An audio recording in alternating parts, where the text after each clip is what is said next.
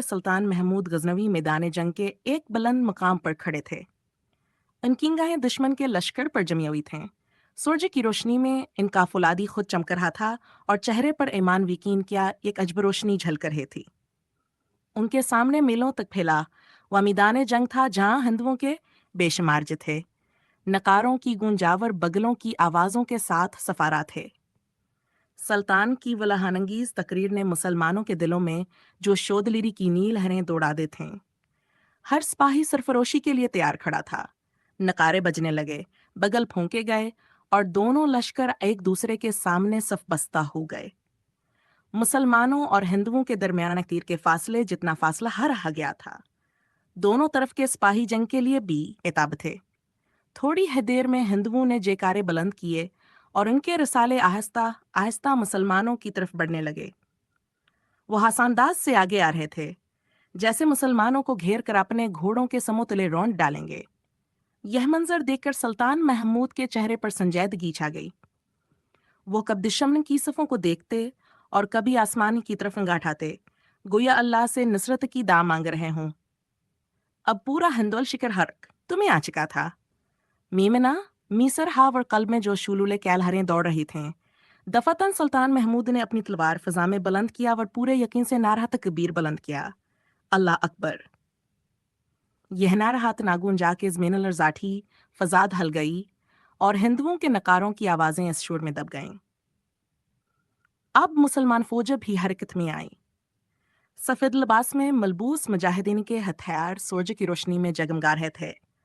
इस्लामी शिकर नहायत शान शौकत के साथ आगे बढ़ रहा था। दुश्मन की नकलो हरकत पर नजर रखते हुए हिंदुओं ने तीरंदाजी शुरू की। तीरों की बारिश आसमान पर छा गई। मुसलमानों ने भैक माने, संभालें और एक साथ तीरों की बाढ़ छोड़ दी।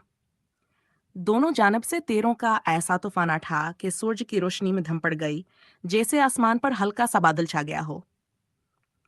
जो तीर किसी इंसानिया घोड़े को लगता, वह जिस्म में पीवस्त हो जाता। जख्मी घोड़े बदककर अछलने लगते और अपने सवारों को गिरा देते। गिरे हुए सिपाहिया तो घोड़ों के समूह तले रोंदे जाते या तड़पट पकड़ दम तोड़ देते।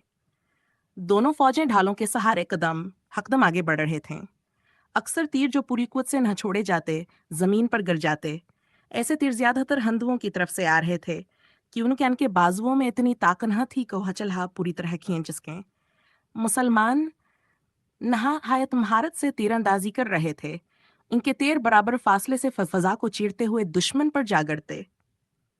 जब मुसलमानों की बाढ़ हिंदुओं पर पड़ती तो कई सवार जख्मी होकर घोड़ों से गिर पड़ते। चीखक इरावर शोर गोगाहर समत गूंज रहा था। असलड़ाई में मुसलमानों का पड़ा भारी था। उनके तेरह गर्चे बारी का वर छूटे थे, मगर वह जिस्म के अंदर जाकर हड्डियों तक तराजू हो जाते थे। बरक्स आ सके हिंदुओं के चौड़े तेज खमत चौड़ा लगाते, मगर अंदर ज्यादा नहीं जाते।